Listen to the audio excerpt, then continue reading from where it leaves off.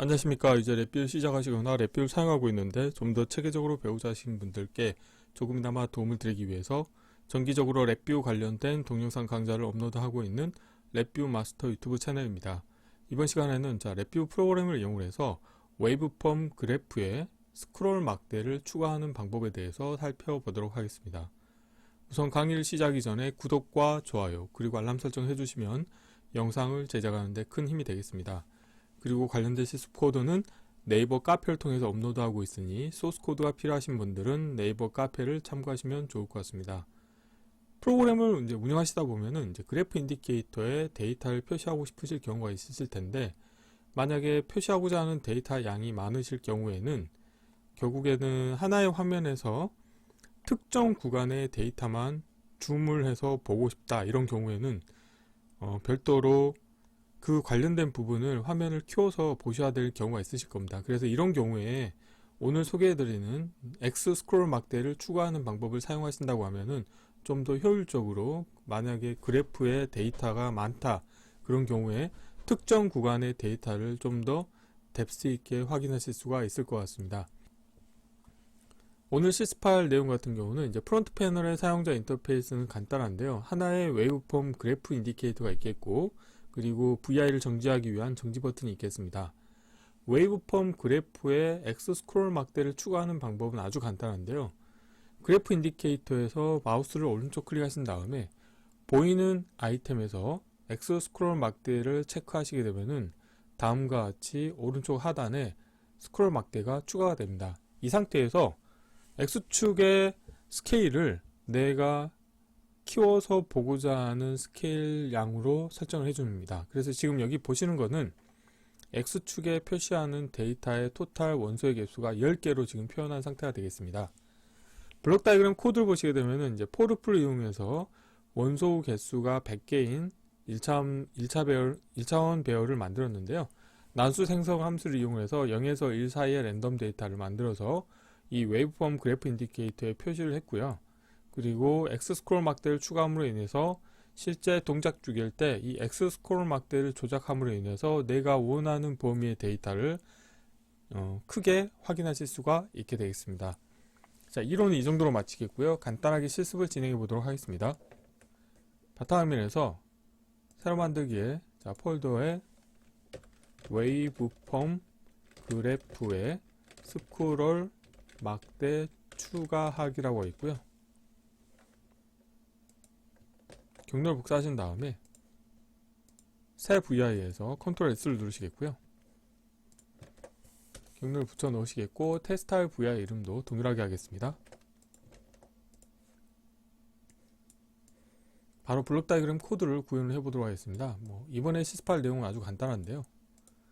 함수 팔레트를 하나 띄우신 다음에 우선 포르프를 이용해서 원소가 총 100개인 1차원 배열을 만들도록 하겠습니다. 자, 포르프를 좀 만드시겠고요. 루프 카운트 값에서 상수를 만드신 다음에 100을 인가해 주도록 하겠고요. 그 다음에 숫자인 카테고리에서 난수 함수를 불러오도록 하겠습니다. 자, 그래서 관련된 값을 출력으로, 포르프 출력으로 내보내게 되면 오토 인덱싱 기능이 활성화되어 있고요. 출력에서 인디케이터를 하나 만들도록 하겠습니다. 자, 프론트 패널로 가신 다음에 인디케이터를 만드시게 되면은 다음과 같이 1차원 배열 인디케이터가 나오게 되어 있는데, 여기서 마우스 오른쪽 클릭하신 다음에 대체에서 실버에서 그래프에서 웨이브폼 그래프를 선택하시게 되면은 다음과 같이 그래프 인디케이터로 변경을 하실 수가 있게 되겠습니다. 자, 이렇게 사이즈를 키우시겠고요. 자, 프론트 패널에서 컨트롤 팔레트를 하나 보이게 하신 다음에 실버에서 불리언에서 정지 버튼을 하나 가져오시겠고요. 라벨은 보이지 않도록 하겠습니다. 자, 이렇게 하시겠고요. 다시 블록 다이그램으로 가셔서 블록 다이그램에서 화일 루프를 하나 운영할 겁니다. 그래서 화일 루프를 하나 불러오시겠고요. 화일 루프의 정지 조건에 정지 버튼을 연결해 주도록 하겠고요. 자, 화일 루프 같은 경우는 이제 CPU의 부담을 줄여주기 위해서 기다림 함수를 하나 넣어 주셔야 됩니다. 그래서 타이밍 카테고리에서 기다림 함수를 하나 불러오시겠고요. 입력으로는 100을 인가해 주도록 하겠습니다. 자, 이렇게 하시게 되면은 100ms마다 폴링을 하면서 이제 동작을 하게 되겠는데요. 여기에서는 웨이브폼 그래프 인디케이터를 표시하고 있는데, 이렇게 할 경우에도 부담이 좀 될 것 같긴 합니다. 왜냐하면 100ms 주기마다 한 번씩 계속 이 웨이브폼 그래프 인디케이터에 1차원별 데이터를 계속 업데이트를 해주는 동작을 하거든요. 그래서 관련된 동작을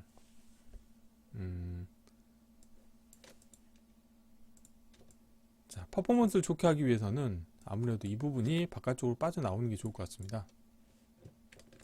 이 부분을 와이어를 지우도록 하겠고요. 실행 순서만 명확하게 해주면 되기 때문에 이렇게 하는 게 더 나을 것 같아요. 이 부분을 이렇게 하시겠고, 플랫 시퀀스 구조를 사용하셔도 되겠고요. 플랫 시퀀스 구조를 사용하는 게 더 깔끔할 것 같긴 하네요. 그래도 뭐 한번 예를 들어서 이렇게 할 수 있겠죠. 구조에서 플랫 시퀀스 구조를 이용해서 우선 포르프를 먼저 수행을 하게 하겠고요. 다음으로는 다음에 프레임을 추가하신 다음에 화일 루프를 운영하도록 하시면 되겠습니다. 이렇게 하시게 되면은 CPU의 부담이 덜해지겠죠. 왜냐하면 주기적으로 웨이브폼 그래프 인디케이터에 동일한 데이터를 계속 업데이트 해줄 필요가 없기 때문에 1호에서 표시한 코드보다는 오히려 이렇게 구현하시는 게 퍼포먼스 측면에서는 더 좋을 수가 있겠습니다. 아니면 이전에도 한번 강의를 했을 때 사용한 것처럼 이벤트 구조를 사용하셔도 됩니다. 예를 들어서 이 부분이 불편하다, 그런 경우에는 이 부분을 주석으로 처리하겠고요. 다이어그램 비활성화 구조를 이용해서 여기를 주석으로 처리하겠고, 이 부분은 어떻게 할 거냐면 이벤트 구조를 이용할 겁니다. 그래서 활성화 영역에서 이벤트 구조를 하나 만드신 다음에 이전에도 한번 말씀드렸다시피 이벤트 케이스를 추가하시고요. 다이얼로그 화면에서 우측 상단에 X 버튼을 클릭했을 때 이벤트를 처리하기 위해서 이 VI에 대해서 패널 닫기 물음표에 대해서 선택하신 다음에, 만약에 X 버튼을 눌렀을 때 VI를 완전히 종료하고 싶다, 그런 경우에는 관련된 상수값을 거짓으로 해주시면 되겠습니다. 이렇게 하셔도 되거든요. 한번 동작을 확인해 보도록 하겠습니다. 실행을 하시게 되면은 다음과 같이 100개의 원소가 웨이브폼 그래프 인디케이터에 표시가 됐는데요. 여기에서는 이 X 버튼을 클릭을 해야지만 관련된 VI가 정지가 되겠습니다. 이 X 버튼을 클릭하시게 되면 VI가 완전히 닫히겠고요. 근데 만약에 VI가 완전히 닫히지 않게 하고 싶다, 그러신 경우에는 버린 물음표 값을 참고해 주시면 되겠고요. 그리고 오늘 실습하려고 하는 내용인 그래프 인디케이터에서 X 스크롤 막대를 표시하기 위해서 선택하신 다음에 마우스 오른쪽 클릭하시겠고요. 보이는 아이템에서 X 스크롤 막대를 선택하시게 되면은 다음과 같이 스크롤 막대가 표시가 되겠습니다. 그래서 이렇게 실행을 하시게 되면은 지금은 하나의 화면에 100개의 원소가 표시가 되고 있기 때문에 스크롤이 만들어질 수가 없겠죠. 그런데 예를 들어서 X축에 대해서 오토 스케일을 체크 해제하시겠고요. 나는 10개의 원소 단위로 보고 싶다, 그러신 경우에는 다음과 같이 스크롤 막대가 활성화가 되겠죠. 그래서 이 상태에서 마우스를 드래그 하시게 되면은 오른쪽으로 시프트를 하면서 10개의 원소를 보실 수가 있게 되겠습니다. 그리고 다시 블록 다이어그램으로 가셔서 지금은 보면은 패널 닫기 물음표에 대한 이벤트를 처리하기 때문에 이 정지 버튼이 먹지 않겠죠. 아니면 이걸 누르시겠고요. 여기에다가 이벤트를 하나 추가하도록 하겠습니다. 이벤트 케이스 추가하신 다음에 정지 버튼의 값이 변경이 됐을 때 이벤트를 처리하도록 해도 되겠죠. 이 부분 같은 경우는 별도로 처리해 줄 필요는 없을 것 같아요. 이렇게 하시더라도 정지가 되겠습니다. 한번 해볼게요. 아니면 이때 어떻게 할 거냐면은 이 정지 버튼이 지금 보면은 기기적 동작이 렛츠네요. 그러면은 하고 관련된 버튼을 누르시면은 정지가 되겠죠. 그런데 지금 정지가 됐는데 이 값이 지금 참값을 유지하고 있죠. 그러면은 다시 VR을 실행을 했을 때 이 관련된 버튼이 참이기 때문에 좀 안 좋겠죠. 그래서 이 부분을 정지 버튼에 대해서 생성의 프로퍼티 노드의 값을 이용하시겠고요. 그 다음에 기기적 동작을 스위치로 하겠습니다. 스위치로 하신 다음에 자, 정지 버튼의 값이 참이 되면은 자, 쓰기로 변경하시겠고요. 이 관련된 값을 거짓으로 변경을 해주도록 하겠습니다. 자, 이 상태에서 한번 다시 해볼게요. 자, 실행하시고요. 정지 버튼을 누르시게 되면은 정지가 되는데, 정지가 될 때 관련된 분리형 컨트롤 값을 거짓으로 해주니까 다시 실행을 하더라도 문제가 없겠죠. 자, 스크롤 패널 닫기를 하더라도 또 종료가 되고 운영하실 수 있겠고, 만약에 이렇게 안 하고 자, 화일 루프로 운영하고 싶다 그러시면은 이렇게 하셔도 되겠죠. 근데 화일 루프로 운영하는 경우에는 자, 화일 루프가 정지가 됐을 때 이 정지 버튼에 대해서 다시 속성을 거짓으로 설정을 해주시면 좋겠습니다. 그래서 정지 버튼에 대해서 생성의 프로퍼티 노드의 값을 이용하셔가지고 자, 하나 불러오신 다음에 쓰기로 변경하시겠고요. 자, 관련된 부분의 값을 자, 상수를 하나 만드시겠고, 다음과 같이 화일 루프에서 입력을 받아서 동작하도록 하게 되면은 관련된 화일 루프가 정지가 될 때 정지 버튼을 다시 거짓으로 해주는 효과가 있겠죠. 그래서 다음과 같이 화일 루프를 이용을 해서도 자, 이벤트를 처리할 수도 있겠고, 아니면 이벤트 구조를 이용을 해서도 이벤트를 처리하실 수가 있게 되겠습니다. 한번 실행을 해볼게요.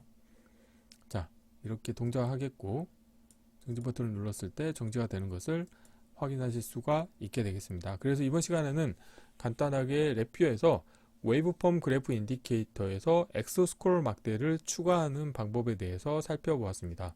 이번 강좌는 이상으로 마치겠습니다. 감사합니다.